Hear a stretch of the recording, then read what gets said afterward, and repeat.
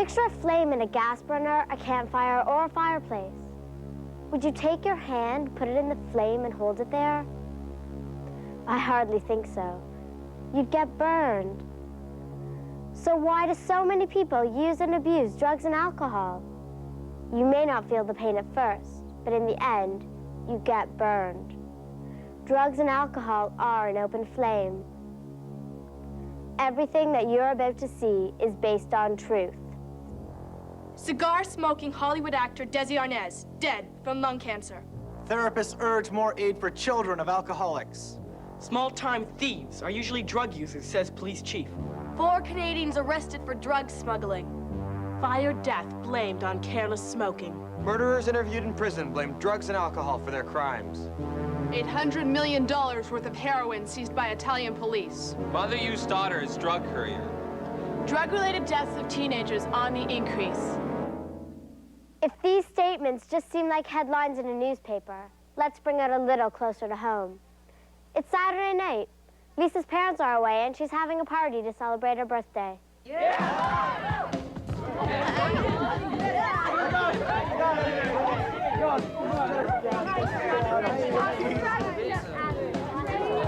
Okay, guys, quiet. I have an announcement to make. Please stop music. Quiet, everyone. Shh.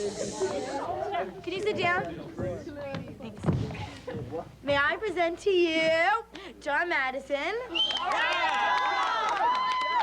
who, as you all know, is the lead singer of that fabulous group, Spanner and the Works.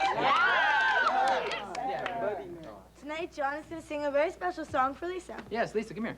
Come on. The birthday girl. Come on, sit here. Right here. Lisa, on this very, very festive occasion of your birthday, I'd like to take this opportunity to sing you this little ditty for you that I made up myself. Just for you. So here it goes.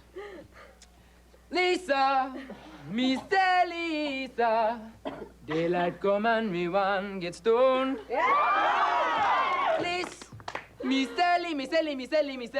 Lisa, daylight come and me one get stoned. The party's here and we're drinking rum. Daylight come and me one get stoned. The party's here and we're having fun. Daylight come and me one get stoned. Come, little birthday girl, telling me about daylight come and me one get stoned. Come, little birthday girl, telling me about daylight come and me one get stoned.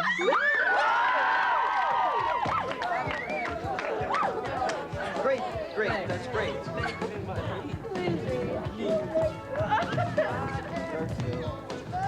Hi, John. Oh, hi, Aaron. How you doing? All right, what are you doing? Oh, I'm smoking a really good joint. Here, trust me, the stuff's really heavy. Great. Where'd you get it? Some guy on the subway sold it to me. Some guy on the subway? Yeah. No thanks, John. I like to know where I get my drugs from. Right, and I suppose you know where you get your drugs from, hmm? The guy you buy it from, does he know? And then where does he get his drugs from? I suppose your dealer gets it right from the plantation in Colombia. You ready?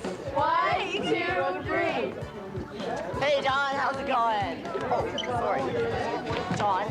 John, you want to chair? Yeah, John. Get out! 911. John, stop breathing! Somebody call the goddamn ambulance! November 12th. Toronto teen dies from smoking marijuana joint laced with unknown chemicals. Drugs. Alcohol. Cocaine, speed, Smack. Valium. LSD. PCP. Crack, hash, red laser, ganja, Purple Mike. Black Beauty, Ecstasy. Horse. Mary Jane. lewd, Shrooms. Angel dust. Death. Hey, guys, I stole 3 joints from my sister's stash. Great! Come on, hurry up. I want to try it. Come on, come on, come on. It's mine, jeez. Okay, hurry up. That's right. Guess what, guys? Dave's never done dope before. Come on, Dave. So what do you say, Dave? You gonna try some or what?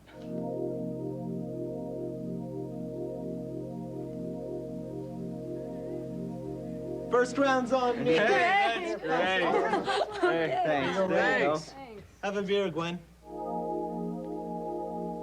Hey, you guys. I talked to my cousin yesterday, and she's going to get us some Sid. It's only $5 a hit, so Kick in your money. Great, here's my share. Terrific. Come on, Jeff. Don't you want to try a hit of acid, Jeff? So, we'll go to the club after the party tonight, okay? Yeah, sure. I hear the group's really good. Yeah, Paul says this party's gonna be a real hash bash.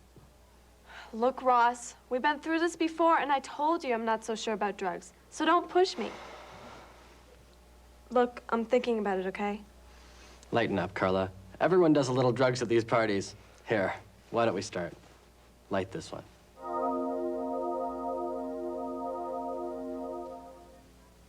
Isaac, you have to meet these guys. They're so cool. I know you'll hit it off fine. Sure, let's go.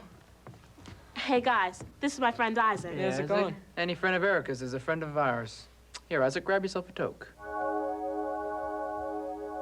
Danny, what am I gonna do about my report card? I have to take it home, and my parents are gonna kill me. Look, Rachel, don't worry about it. I've got this little pill, and it's gonna make everything all right. I have to take my report card home today, and I really bummed out this term. Danny offered me some kind of pill, said it would take away all my troubles and make me feel really good. I know he takes them, and some of my other friends do too. They say it really mellows them out. I don't know what to do. So what do you say, Rach? This one's on the house.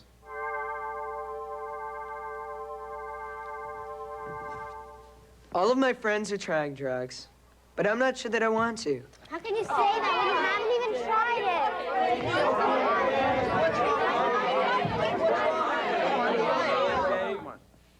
I don't want to lose all my friends, and I don't want them to think I'm a wimp or scared or anything.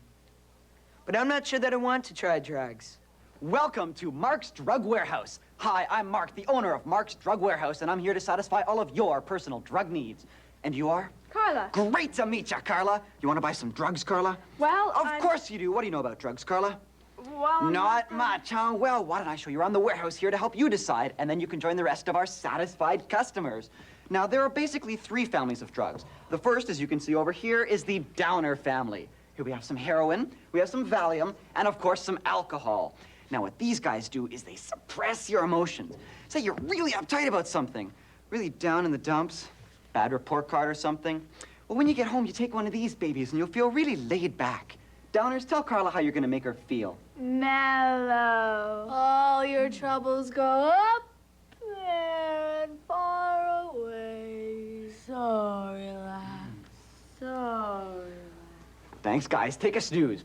The next family of drugs is the upper family. Here we have some cocaine, some crack, and some amphetamines, also called speed. Guys, cool a minute. Now, what these drugs do is, if you feel like you need some energy, some get up and go, take one of these babies and you'll get really excited. You could swim an ocean if you want, or climb a mountain, breeze through a test at school. Uppers, tell Carla how you're gonna make her feel. Oh, wait, wonderful. Do anything you want. Conquer the world. Yeah, okay, guys, thanks a lot. Now, Luddle. Now, the last family of drugs is the hallucinogenics or the psychedelics. Here we have some LSD or acid, some marijuana, and some hashish. Now, what these drugs do is they distort reality. See those light bulbs over there? When you take psychedelics, they can melt together. People can become one giant monster or something, and your friend's bad jokes really start sounding funny. You also get the munchies when you're on these guys. You could put yogurt and Kentucky Fried Chicken and lasagna on a plate, and it'll taste really great all together. Guys, tell Carla how you're gonna make her feel. Your nose is blue. Listen to the music. Sound like fun, Carla? They make everything taste and sound and feel better, too. Well, there you have it, Carla. Your downers asleep over here, your uppers really wired over here, and your all-arounders tripping out over here. Place your order with me. I don't know. I mean, it all sounds so good. When I want to be up, I can be up. When I want to be down, I can be down. Or I can go on the wildest trips. My boyfriend wants me to do drugs with him. Our friends seem to have really good times on drugs. I don't know. It's all so tempting. I get offered drugs all the time. My friends keep telling me I should experience the so-called high. I want to, but I feel like there's something more to not telling me. All they could talk about are the good effects. I want to know what I'm getting myself into. I want to know the bad effects.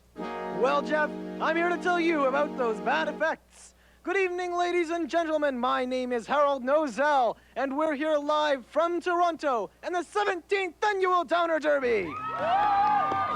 Let's head down to the starting line and talk to our downers now, shall we? In lane 1, it's Valium. Say something to the crowd, Valium. And in lane 2, it's Heroin. Talk to us, Heroin. I'm so relaxed. And in lane 3, it's everyone's favorite downer, Alcohol. No pain.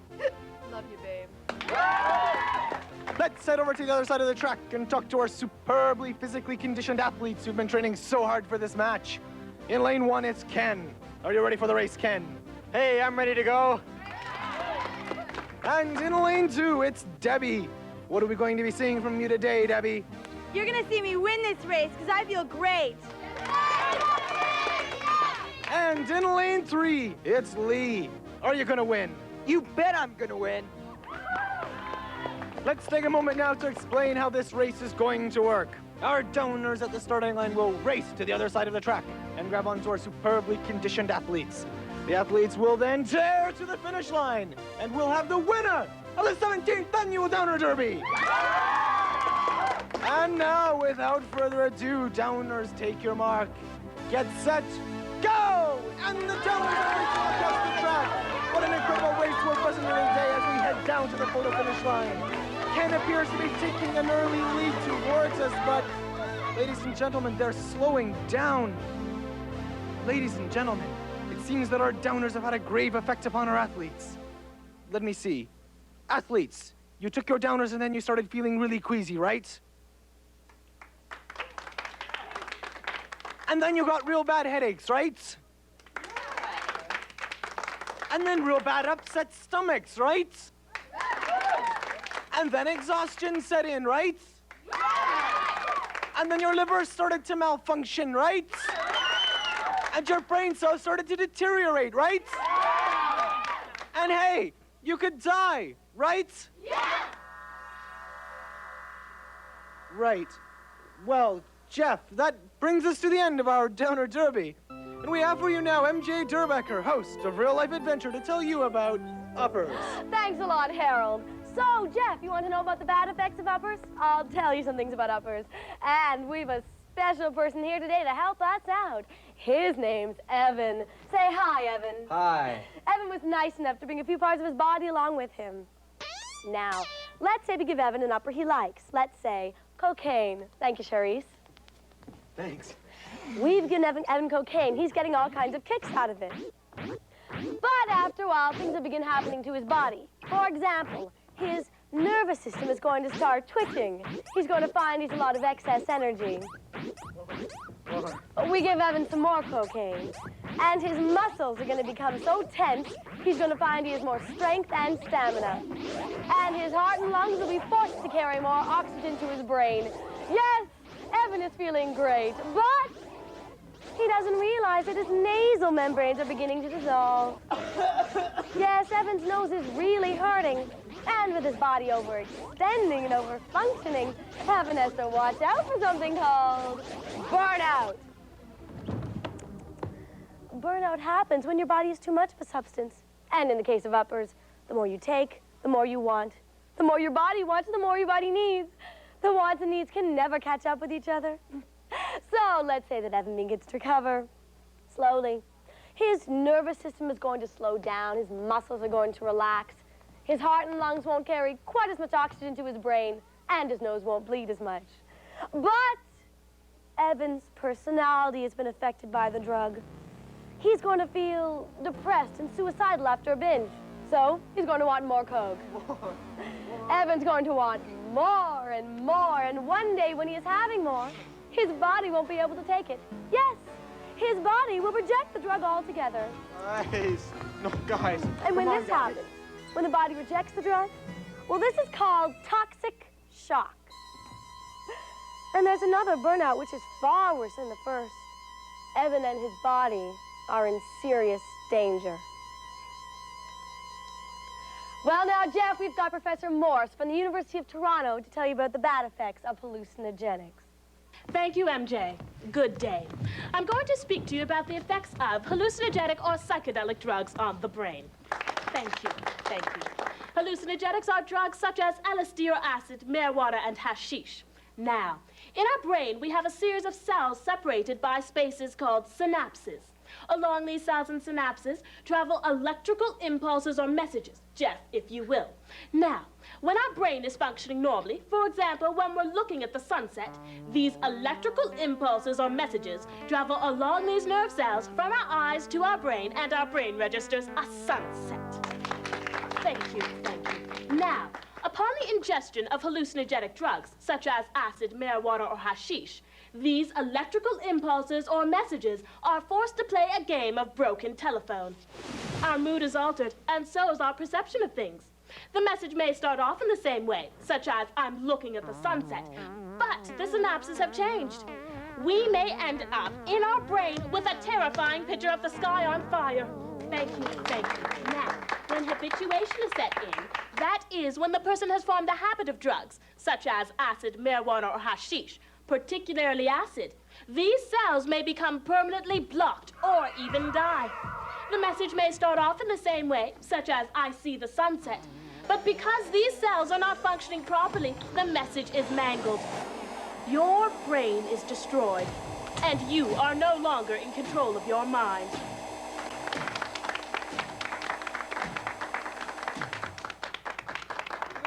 Yeah, right. But this is all the bad stuff. These bad effects only happen to druggies. You know, people that use drugs all the time. Don't they? Okay, so if that's not bad enough, they tell me I'm gonna get busted just for smoking up with my friends. But come on, chances of me getting busted can't be that great. Can they? Let's play the drug game. Yeah! Red Rover, we're calling you over! Alcohol calling. Acid calling. Smack calling. Glue calling. Pills calling. Marijuana calling. Cocaine calling. No. I'm not fooling around with drugs and alcohol. I've looked at the good things they could do for you, and I've looked at the bad. But for me, the bad far outweigh the good. So I'm not playing any games with drugs and alcohol. Besides, there are other ways to make friends. Red Rover, we're calling you over! And now we're going to show you what happens when you play the drug game. Let's play. What time is it, Mr. Wolf? What time is it, Mr. Wolf? 1 o'clock! What time is it, Mr. Wolf? 4 o'clock! What time is it, Mr. Wolf? Drug time! The first stage in the drug game is experimentation. You try the drugs once or twice, and you experience only good effects, not any bad ones. The problem is this may encourage you to continue experimenting. So I'm getting out, now. Okay, druggies, let's play London Bridges. London bridges falling down, falling down, falling down. The next stage in the drug game is recreation. You've tried drugs, and you like them enough to do them fairly often with your friends. But you're still not aware of the negative effects the drugs are having on your body. And you're not hooked. Yet. Let's play Monkey in the Middle. Crack! Alcohol. Heroin! Hash. This stage, drug abuse. A very dangerous game. The drug has become a part of your life. You can't live without it, even though it abuses your body and your mind. You may try to quit, but you can't because your body craves for more. You're going to need professional help to get out of this mess. British Bulldog!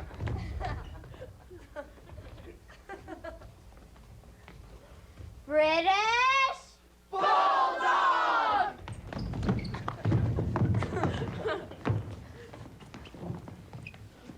Addiction. When it gets to this last stage of the drug game, you're an addict. And when you're addicted, you don't control your life anymore. The drugs do. You spend every waking hour looking for your drugs. You'll even resort to stealing. Because you have to buy your drugs to survive. And the drug game? Well, it isn't a game anymore. Because now you have to play. British Bulldog!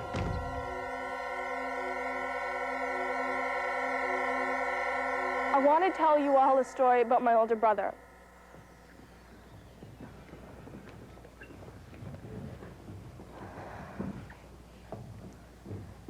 About 3 years ago, I found out that he was into drugs. We were really close, so I told him right away that I knew. But he said it wasn't a big problem. He said he only did it socially with his friends, just to make the music sound better. He was my brother, and I wanted to believe him. So I didn't tell my mom and dad. A year ago, my family was going away to the cottage for the weekend, but my brother said that he didn't want to go. I remember he was in the den watching some football game on TV. We came back 3 days later, and we found my brother still sitting in the den. The TV was still on. Only this time his eyes weren't able to see it. He was sitting there in his own filth, in his excrement, in his urine. It was horrible. He's in a nursing home now, the Homewood Institute in Guelph. When we come to visit him, he doesn't look at us. He doesn't see us. He doesn't know us. He just sits there. The doctor says that he took 1 acid tab too many, and his brain cells just died. My family will never be the same, and I will never, ever forget the fact that I knew about the drugs, and I didn't do something earlier, that I didn't talk to him more, yell at him. I don't know, talk to my parents, because there's nothing I can do now. It's strange. You never think something like this is going to happen to an ordinary family. But it happened to mine.